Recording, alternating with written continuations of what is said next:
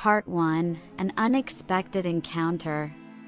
Description: I'm 17, and I, Lisa, have always considered myself an ordinary girl of school, books, dreams of college.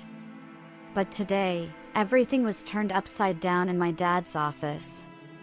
I came to pick up his forgotten documents, feeling awkward in a denim jacket among glass walls and strict suits. The office was buzzing like a beehive, and I furtively looked at the pictures on the walls until I found myself in my father's office. Instead of him, there was Richard Collins, his boss, a 70-year-old businessman with silver hair and a look that seemed to see right through me. He smiled, extended his hand and said, "You must be Lisa." Your father was not exaggerating when he spoke about his talented daughter. His voice was warm, almost hypnotic. I was embarrassed, but I was flattered. We started talking about my plans, about books, and before I knew it, time had flown.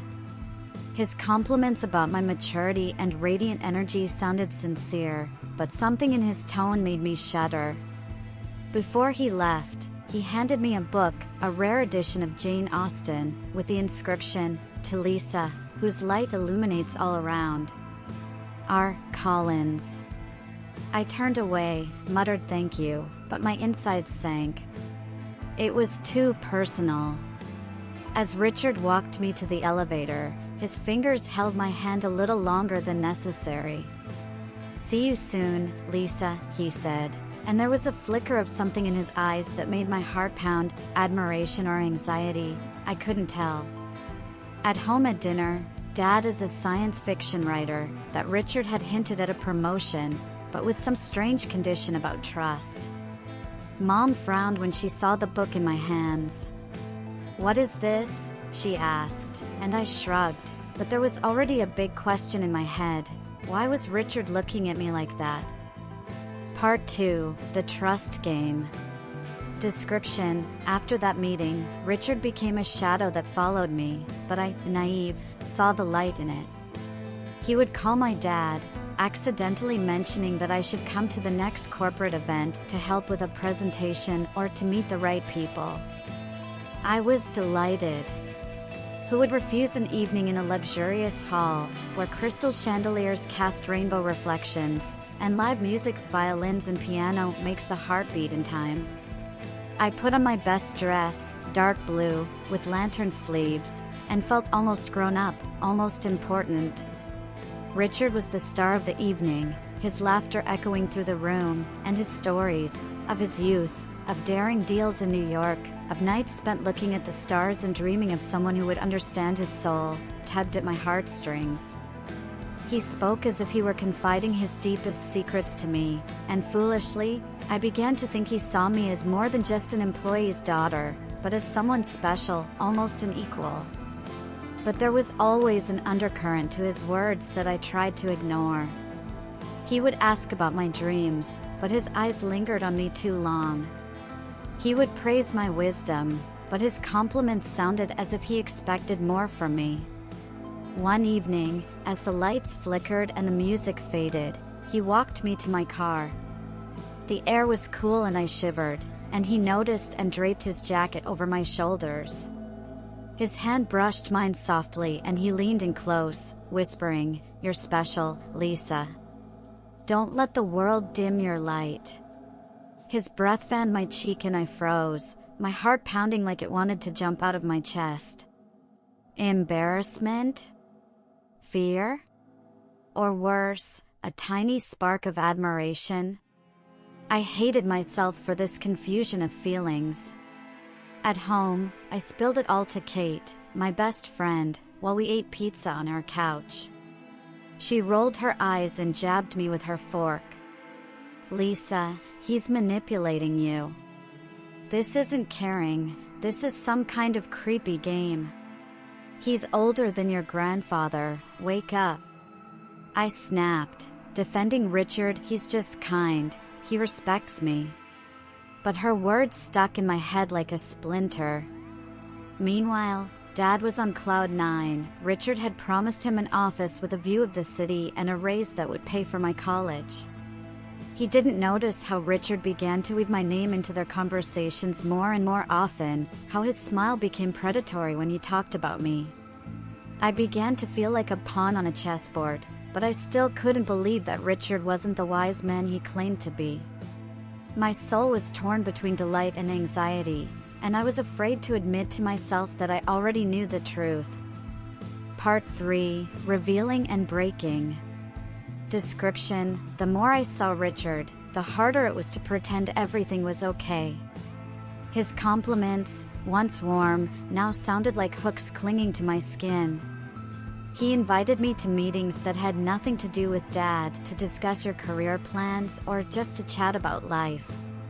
I made excuses, but he was persistent, and his voice, soft as velvet, always found a way to persuade.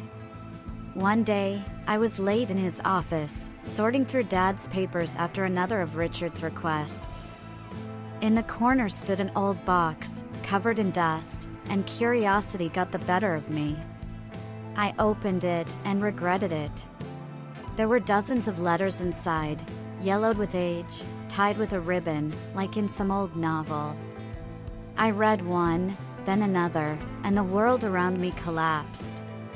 Richard wrote to young girls just like me, telling me the same things he'd said to me: "You're special, your light shines, we could be closer." Some of the letters were more direct, with innuendos that made my head spin. His handwriting, so familiar, now seemed venomous, and my heart was pounding like I'd just run a marathon. I snatched one up and ran out, gasping for breath. This wasn't a casual flirtation, it was a pattern, repeating itself over and over, like a spider's web that had almost caught me. I stormed home, throwing the letter on the kitchen table in front of my mother. My eyes were stinging with tears, my voice shaking as I told her everything, about the letters, about the way he looked at me, about the way he made me feel both special and helpless. My mother turned pale, her hands shaking, and she pulled me into her arms. "Lisa," she said, barely holding back tears, "Richard has tried to destroy our family before. Years ago, he blackmailed your father to get to me. I thought that was in the past." Her words hit me like lightning, and I felt the ground slipping out from under my feet. I expected Dad to protect us, but when I told him, he exploded. "You made it all up. Richard is a respectable man, and you are just a child with fantasies." His scream echoed in my head, tearing my heart into pieces. I looked at him, at the man who taught me to ride a bike, and did not recognize him. Mom hugged me, whispering that we would cope, and I made up my mind. I would record the conversation with Richard, to prove the truth. The next day, I met him, hiding the tape recorder in my bag. My palms were sweaty, my smile was forced, but I tried to speak as usual. He was joking, as always, but his eyes were watching my every move.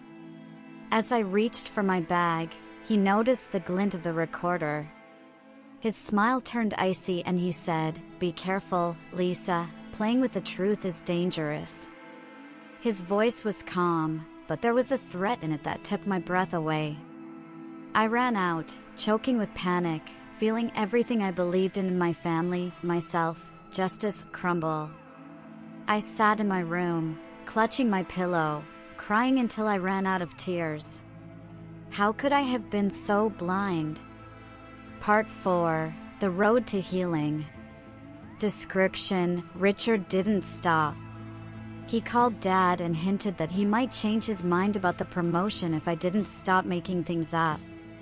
Then he texted me, a message disguised as politeness, but every line screamed, "Shut up or you'll regret it." I lay awake at night, clutching my pillow and replaying in my head everything that had gone wrong. I blamed myself for being naive, for letting him get into my head, for not seeing the truth sooner. My mother sat with me until dawn, holding my hand, and her strength, quiet but unyielding, gave me hope. I realized I couldn't let Richard win. But how could I stop a man with so much power? I thought about the newspaper that everyone in our neighborhood read. At night, while my parents slept, I sat at my laptop, typing words that burned my fingers. I wrote an anonymous article describing Richard's behavior. No names, no personal details, just the facts, the letters, his special girls, the way he used power to manipulate. I sent it off, and my heart sank. When the article came out, the city was buzzing. Social media was filled with rumors, employees were whispering behind closed doors, and Richard, unable to withstand the pressure, announced that he was leaving of his own accord. I watched the news, and tears streamed down my cheeks, not from sadness, but from relief. I did it. I stopped him. Dad came to me that evening, his eyes red, his face drawn. "I was blind, Lisa," he said, his voice shaking. "I thought I was protecting our family, but I almost lost you. I'm sorry I didn't believe you." I cried, holding him, and my mother joined us, and we stood there for a long time, huddled together, as if we were afraid the world would tear us apart again. We began to learn to trust again, not all at once, not easily, but with each conversation, with each dinner where we laughed again, I felt the wounds heal. I realized that my strength came not from being special to someone like Richard, but from the courage to be myself, even when it was scary. The last time I saw Richard was when I returned that book. I enclosed a note, written in a steady hand: "Wisdom is not power over others, but respect for yourself." I slammed the door shut and took a deep breath, feeling the weight lift from my shoulders. The past still casts a shadow. I sometimes flinch at the sound of a similar voice, or the sight of silver hair in a crowd, but I know I can do this. I am stronger than I thought, and my family is my true light that no one can extinguish.